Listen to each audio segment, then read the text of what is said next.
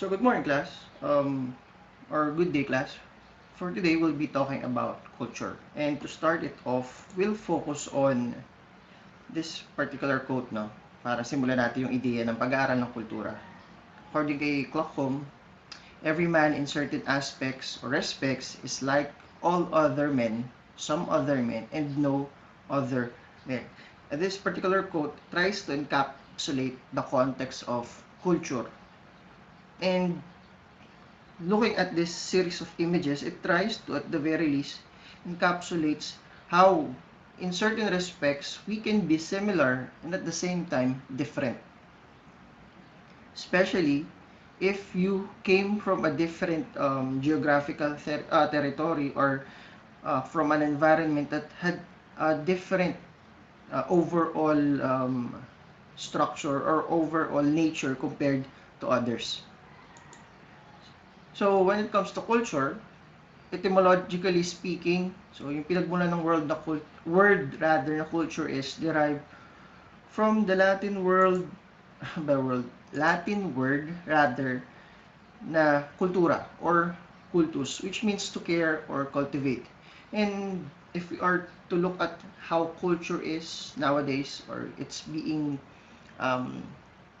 proliferated or preserved, actually, yung pinagmulan ng etymologies being actualized. Ginagawa talaga siya.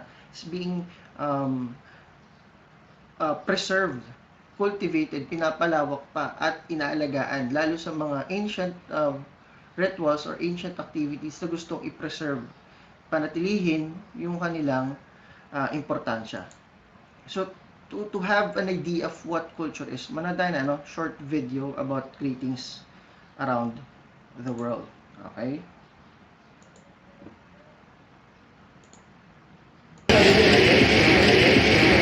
This is how we greet in Ethiopia. Hala, Ahlin. Na, hola, ¿cómo estás? ¿Cómo te ha ido? Salamna, Dena, Dana Darkway, Dana Mashahway. People greet each other in India. जब हम किसी से मिलते हैं तो हम नमस्ते करके मिलते हैं. Assalamu alaikum. Like Sikh people, they do like Sat Sri Akal. Unfortunately to say it, as cliched as it is, we do use g'day a lot, or mate. We're not particularly formal. Hola, si estoy con amigos. なんかって感じになるかな。いたって。 ก็ในไทยเหรอ เราไม่ค่อยขยับมือกันเท่าไหร่ Man gibt als Erster die Hand, wenn man jünger ist. Hallo, mein Name ist das und das. Dann sagt man zuerst Hallo und wartet darauf, dass diejenige die Hand anbietet. คนที่อายุมากกว่าเจอพ่อแม่เจอคุณครูเจอคนที่เราเคารพด้วยก็จะแบบสวัสดีค่ะ อย่างนี้ค่ะ Don. Cuando tú estás hablando a una persona que es como más importante o está más arriba, buenos días, Don Pepito. Quelqu'un qu'on connaît, que ce soit un homme ou une femme, on lui fait la bise. Questo era, come dicevo prima, i baci sulle due guance, che è il tipico saluto. Sì. Ça peut être 2 ou 4. When the person continues, so it's rude to say no, okay, no, you continue until he stop. Mais 4 c'est vraiment très très long. 几乎不亲吻，因为在中国，就是如果两个女孩亲吻或者两个男生亲吻的话，会认为是一件很奇怪的事情。 Depending on who it is, a hello, a smile. Generally, I give hugs. On se prend pas du tout dans les bras.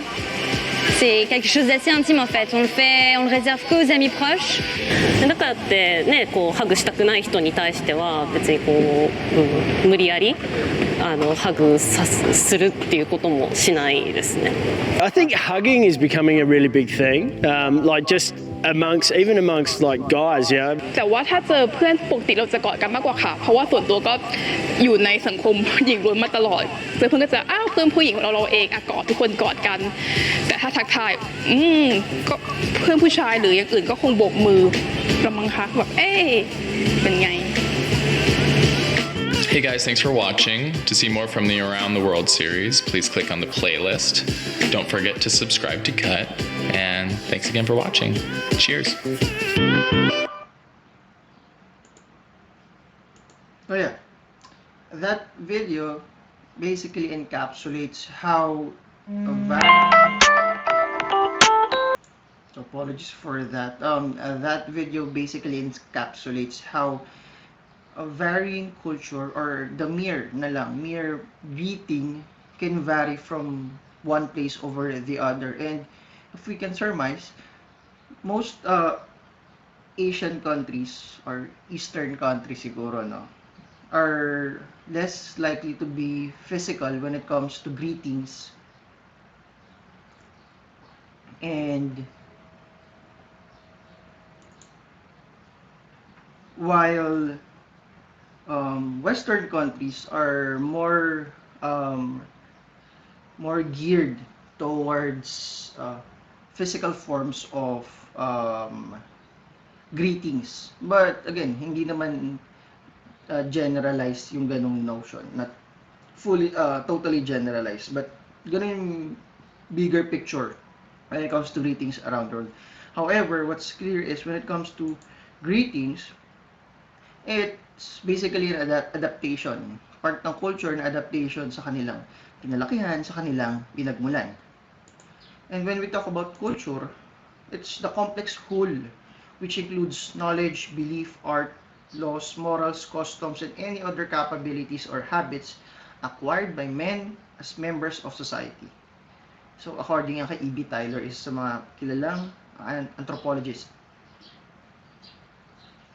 In addition, culture is a collective behavior, while of men or women or people as a whole, while being an acquired set of customs. Acquired, ibig sabihin nakuha or pinasa, okay? Or natutunan.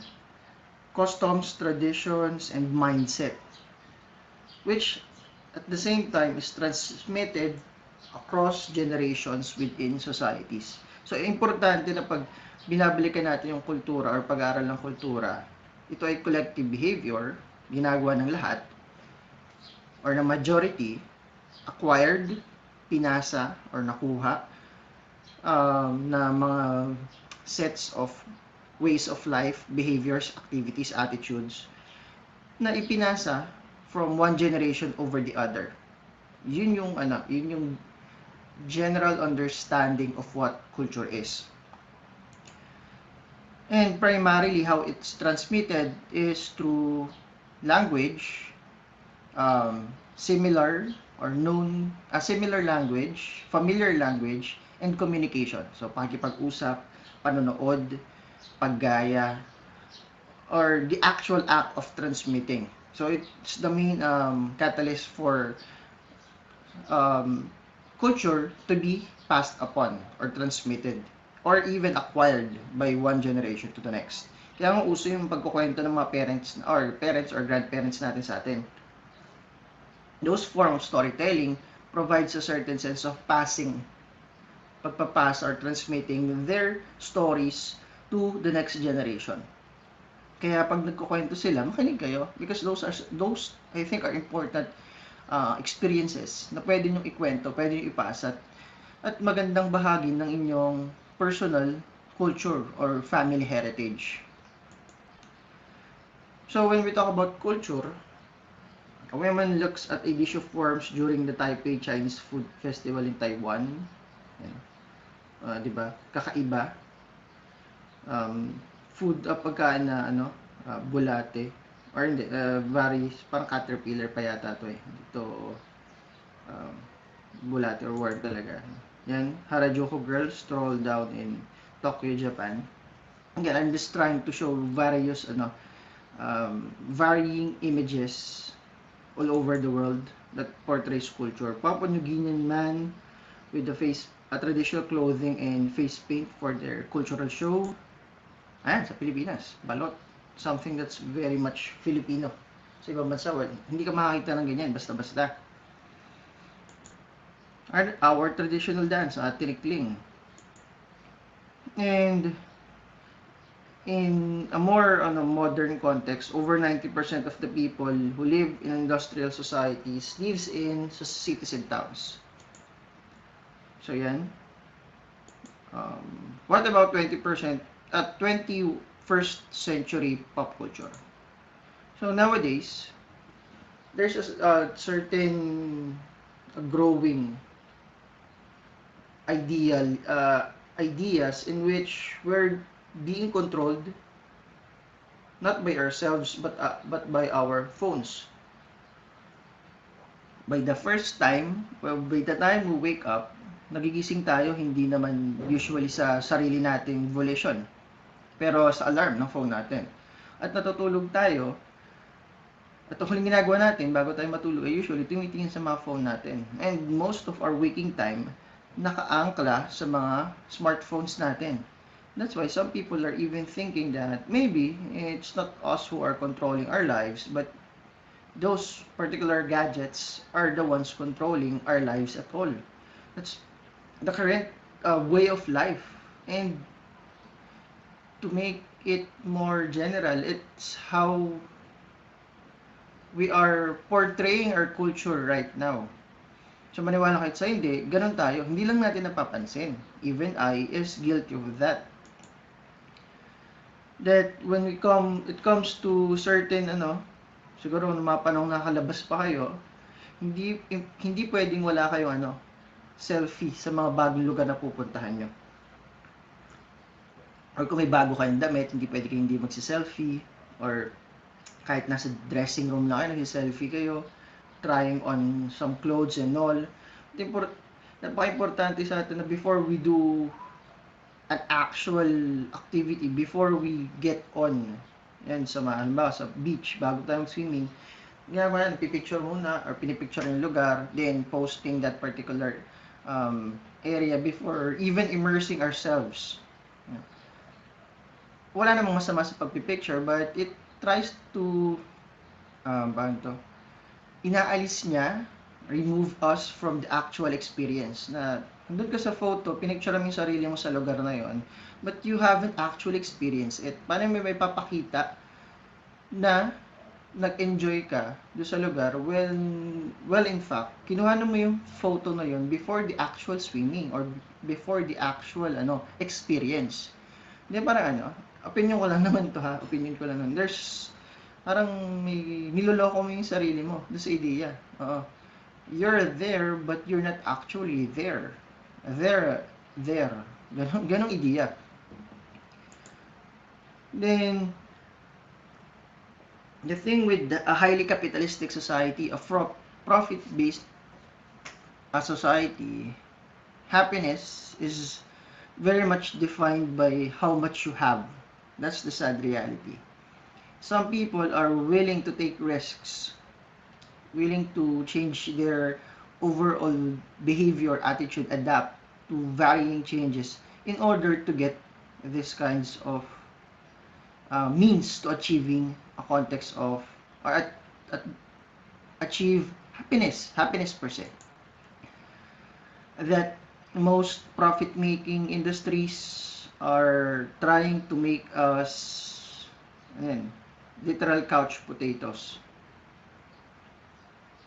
Good thing with the ayoko sabihin good thing siguro nung nagka-pandemic, I think na-lessen yung pagkain natin ng mga fast food, which I think is a good thing. Yung hindi nabawasan na pagkain, I think is a good thing. Okay? Linawin ko lang yun. However, kasi obesity is a global pandemic. If you've been watching news about America or seeing some footages, grabe yung obesity sa kanila. And ang typical na may kasalanan is itong mga nasa larawan na to. There's a certain context that we hate Mondays. Be it you're a teacher, professional, or a student, you hate Monday. Lalo kung pagod ka na sa ginagawa mo. There's a certain context na ayaw mo ng Monday. And the thing with that controlling nature of your phone, nakaangkla din yan sa social media, or the internet per se. At sino ba nagko-control ng internet? Iilang tao din naman, or ng social media na ginagamit nyo, media accounts. That's why, that entirety of our society, a culture that we're doing, using, utilizing, or preserving, or proliferating rather, is very much controlled by select people. Tinatawag nating cultural hegemony, dominating culture. And we're just following. That's the thing with culture. You don't, again, nabanggit ko to last time, hindi mo kino-question basta-basta eh. You tend to accept, lalo kung nakikita mo ginagawa ng nakararami, a collective behavior. Kung lahat ng tao ay nagti-TikTok without even regards dun sa mga possible negative aspects ng TikTok, especially on cybersecurity or privacy concerns, eh, wala kang pakialam doon because people are doing it. And that's an important behavior or activity in this modern times. That's a culture of for the modern, for your generation, for the younger generation, and you don't care about cybersecurity at all, as long as you're following that particular trend. Even this, again, a profit-based industry, profit-based society, medyo ba? But culture pinag-usapan, tapos parang ganito yung lumalabas ng mga imahe. Because that's the reality of our culture. Some people, for the sake of having something, merong mga nagsasuffer. And do you mind if I strap your phone to my forehead so I pretend you're looking at me when I talk? Yan.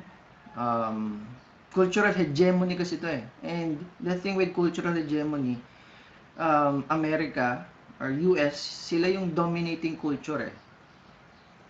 Although nowadays, lalo sa atin, Korea na talaga, South Korea na yung may malawak na cultural influence.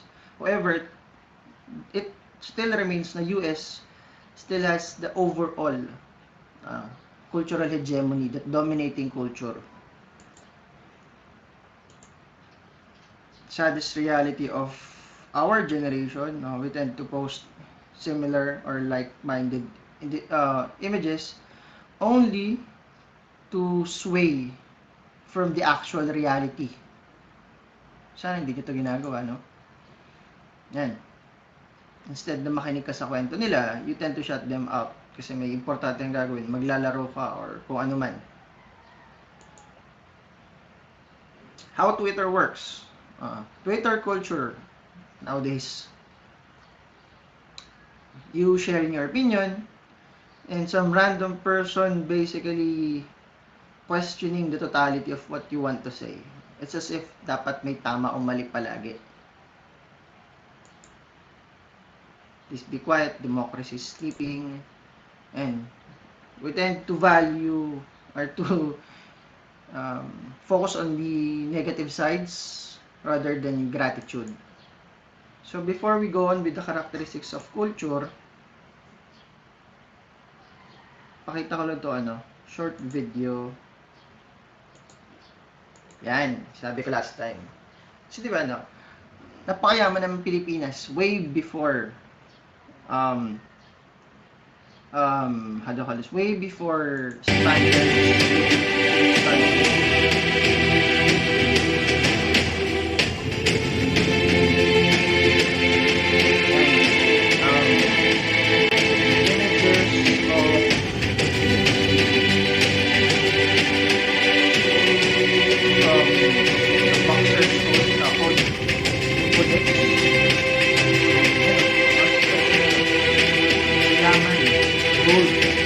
Gold parts ornaments na ginagamit ng mga unang Pilipino before ginawa nila, ginagamit nila sa pang-araw-araw.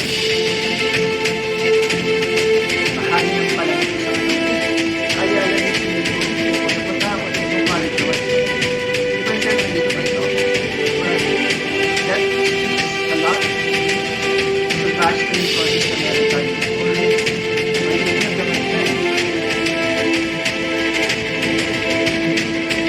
Yan, imagine, parang sash na fully gawa sa gold.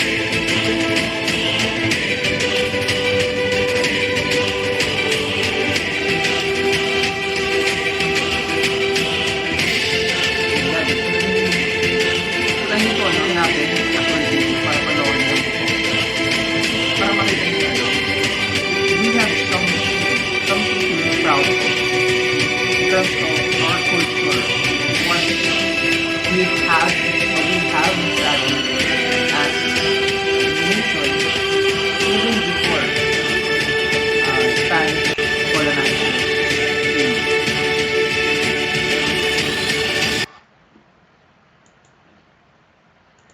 The thing with those particular imagery or artifacts, it provides a sense of sa atin yun. And makes us feel na yung actual Filipino pride na hindi mo na lang basta-basta binabato. Kasi ito meron siyang historical basis, something that we want to proliferate, something that we want to magkaroon tayo na maging basihan ng pagiging proud natin sa ating kultura, sa ating pagiging Pilipino per se. Such, we're now moving on to the characteristics of culture. Panoorin yung video. Ipopost ko yung link sa ating Blackboard para panoorin niyo yung buo kasi ang ganda talaga. Well, it tries to really portray what we have way back, that we have something to be proud of, what we are not mga uncivilized individuals, that we are actually civilized in our own rights. So when it talk about culture as a collective behavior of man with acquired sets of customs, behavior, traditions, which are transmitted from one generation over the other or across generations, meron siyang 6 na characteristics, culture per se. It's either learned, shared, integrated, adaptive and dynamic, abstract, and lastly, symbolic. Culture is learned. Sa Tagalog po, culture ay natututunan, na pag-aaralan. It's not biological, hindi siya naipapasa through your DNA. It's not instinctive. Okay? Hindi na lang basta-basta yan lumalabas sa sarili mo. Ginagawa mo na lang bigla. You tend to learn it either actual na tinuturo sa'yo or kinakopya mo. Natututunan. The process of learning about culture is tinatawag nating enculturation. It's actually an unconscious process. Nakikita mo siya and you're imitating it. But at times, it can be an unconscious process. Hindi mo alam na pinag-aaralan mo na pala yung kultura. Or kung natututunan mo man, kinukwento man sa'yo, ang sinasabing gawin mo, you're unconsciously accepting it. Because there's an idea that you are part of this group and you are, at the very least, follow the traditions of that certain group. Yan, it's learned. Natutunan ng monkey na mag-selfie, tuturuan niya ng magreklamo sa trade, sa taga-alaga kasi hindi pa siya pinapakain. Similarly, culture is shared.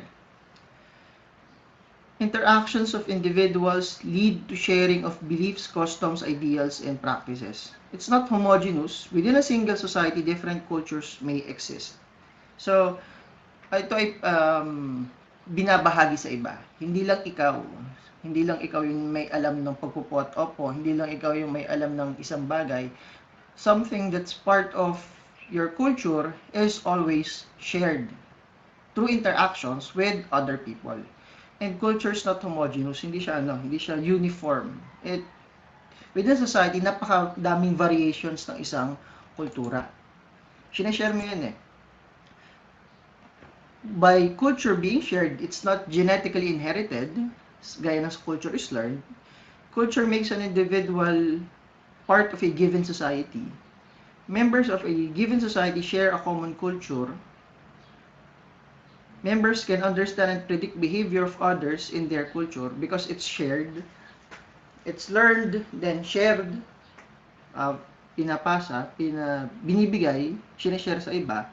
Pwede mong maintindihan yung ginagawa na hindi mo na kailangang tanungin pa sa kanila kung tama ba na ang pagpupot opo ay respeto. There may be subcultures within the culture of marginalized groups. Laging merong subcultures.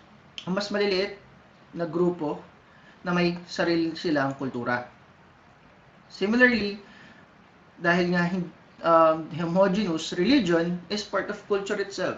In the Philippines, there are varying religious practices, Roman Catholicism, or Christians, Islam, Protestantism, and other minor religions. And we are respecting those differences in religion. Again, religion is part of culture, and we are sharing that certain religious practices with those who are part of that particular religion. Minsan pa nga, nagkakaroon ng mga religious conversion. So, literal na nagkakaroon ng sharing, hindi lang sa mga same na religious group or practice, pero with others who want to convert dun sa ibang religious practice. Similarly, yun nga nabanggit ko na rin, it exists, subcultures exist within a broader culture. Sa Filipino culture, nag-exist sila, mga Pinoy TikTokers, Pinoy hypebeast, Philippine BTS Army, and Discord ng Among Us na para sa mga Pinoy lamang, para wala na daw bullying na magaganap. Yan, nabasa ko lang naman yun. So yeah. Similarly, culture is integrated. All aspects of culture function as one integrated whole. If one part of culture changes, it tends to affect another part. Meaning, lahat ng bahagi ng kultura ay naka-angkla sa iba't ibang aspeto ng kultura. Yung sets of behaviors, customs, traditions, naka-angkla yan Naka-angkla yan sa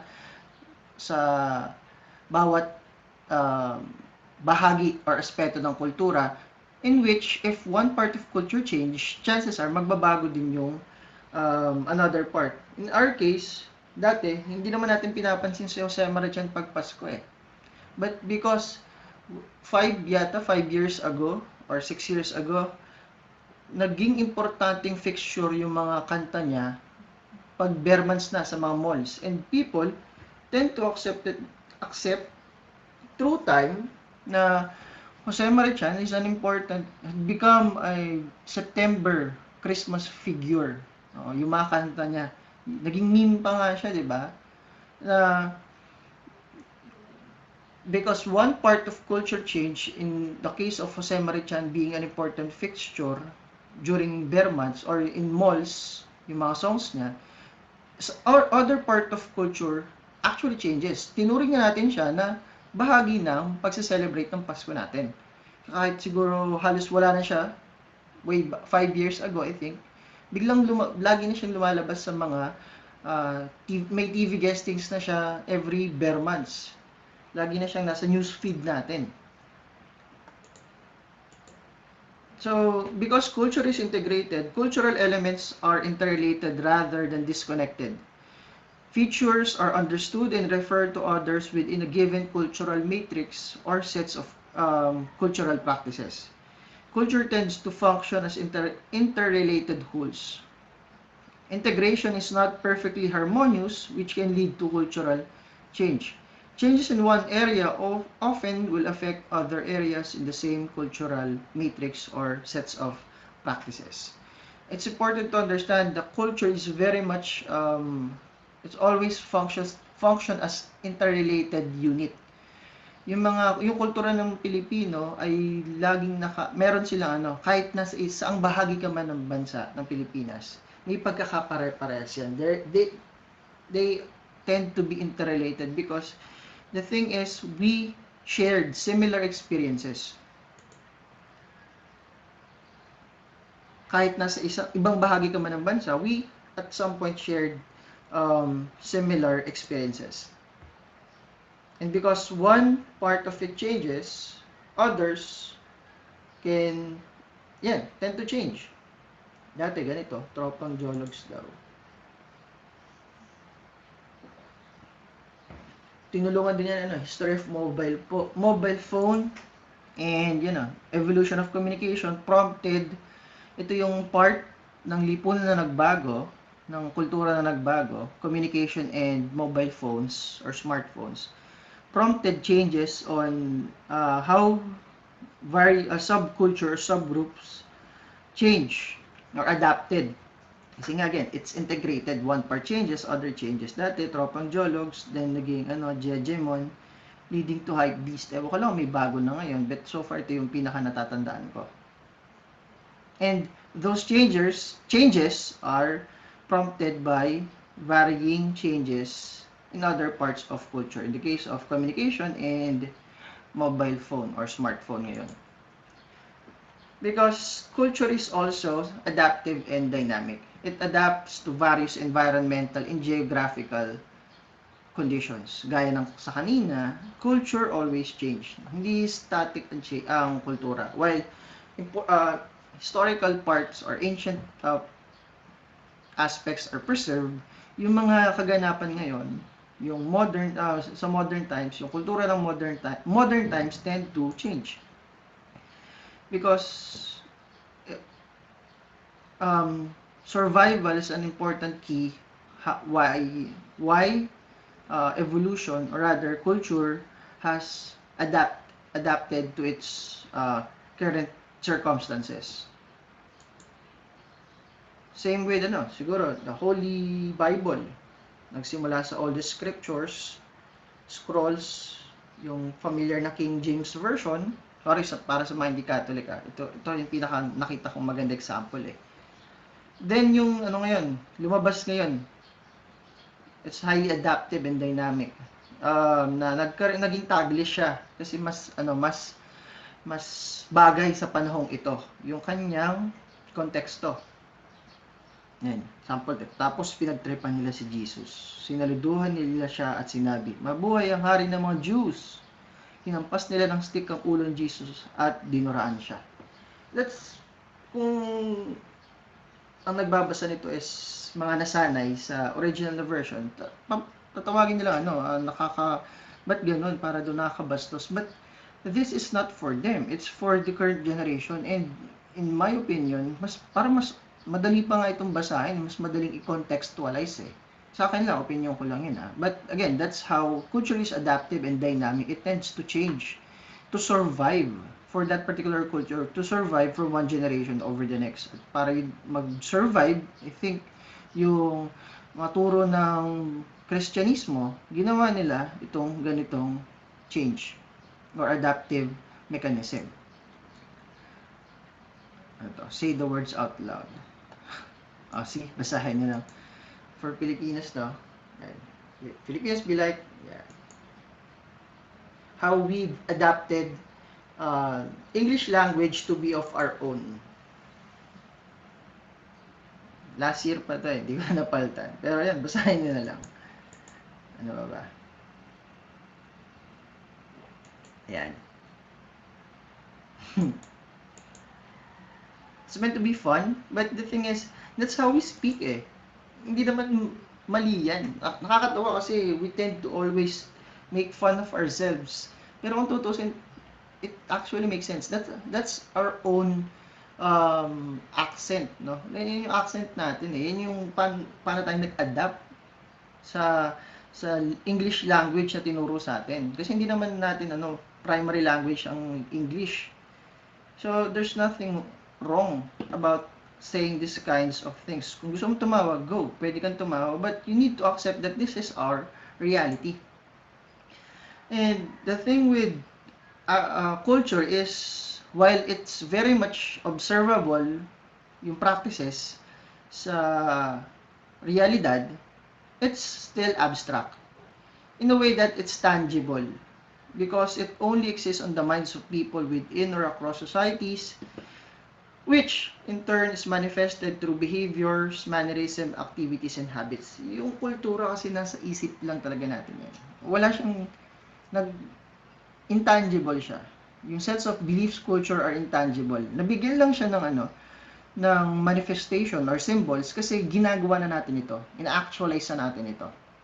And when we actualize it, when we act those particular abstract ideas, yun yung symbolisms, which nasa utak lang natin siya, which culture is symbolic because it is an abstract or ideas found in our minds. Kailangan natin lagyan ng specific symbols to make to manifest those particular abstract ideas. It's very much dependent. Culture is very much dependent upon symbols.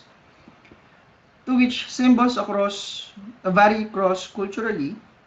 Language, money, and art are all symbols. Yung pera, as part of culture, simbolo yan ng specific value na pwede mo gamitin for economic exchange.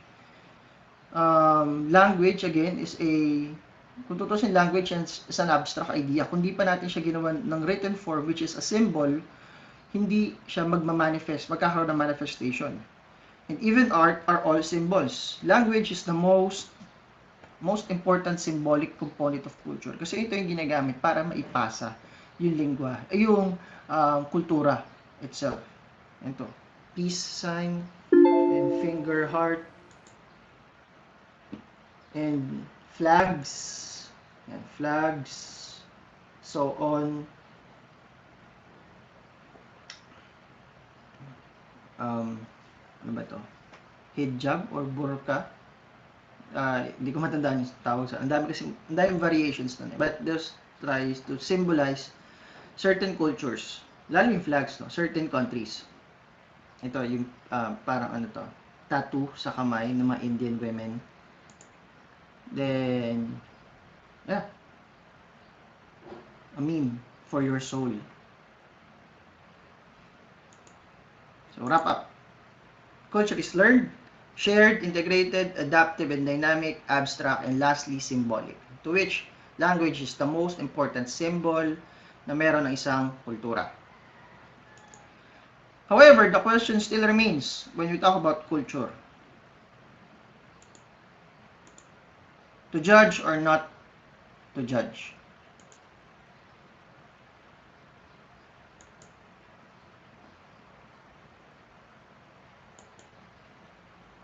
Imagine, no? Nakita natin to, yan. Sige, basahin ko na lang. Pinagtawanan pa natin siya si Crack Panther. Kaya siya pumayat ng ganyan. Without even knowing that he was actually dying during those particular times. So, 4 months ago. And to think, no, people tend to laugh. Ito, natawa din ako eh. Kasi hindi ko alam yung buong kwento. Yun pala, he's actually fighting a cancer that has little to no way out. And we tend to judge people based on appearances. Ganun tayo eh. Kung ano nakita natin sa social media, we tend to judge them na yun na yung kanilang kabuuang character. And when it comes to judging people in terms of culture or how they behave, how they act, meron tayong tinatawag na xenocentrism. Xenocentrism is the belief that another culture is superior to one's own. Ito tayo eh. Naniniwala tayo na yung US culture is very much better than ours. Or Korean culture is very much better than ours. Or other culture is better than ours. Ganun yung mindset natin. Then we have ethnocentrism. When one views their own culture as the best, only proper way to behave or adapt. Some believe that ito yung US believe that they're very much ethnocentric, lalo kung white ka. Or Chinese believe that sila dapat yung sila yung nasa gitna ng mundo, so sila yung basis ng lahat. Dapat mag-adapt kayo sa kung paano sila gumagalaw, paano nila ginagawa yung mga bagay-bagay. However, both xenocentrism and ethnocentrism is very much judgmental. Hindi nila nare-respeto yung kultura ng iba. As such, to foster respect and not judge, provide any form of judgment, dapat meron tayong tinatawag na cultural relativism, to which the principle that all cultures must be understood in terms of their own values, beliefs, and not in relation sa standards ng ibang tao. Na kung gusto mong pag-aralan yung kultura ng ibang tao, you are to understand that culture, the concept of right or wrong, kung ano yung tama, ano yung mali sa isang kultura, ay very much culture specific at hindi base sa kung ano yung paniniwala ko, sa standards ko. Hindi porket tingin ko ang magaganda lang yung mapuputi, yun na yung tama. Hindi porket tingin ko ang ang magaganda or ang mababait is yung mga mababait is yung mga foreigners, tingin ko yun na lang yung tama. Because the thing with cultural relativism, all beliefs, customs, ethics are relative to the individual. Alamin mo yung konteksto, alamin mo yung basis, para malaman mo kung tama ba o mali. Kasi may iba't ibang aspeto ng pagiging tama o mali ang bawat kultura. Because the thing with even ethnocentrism is it's very much exclusive, close-minded, and insensitive.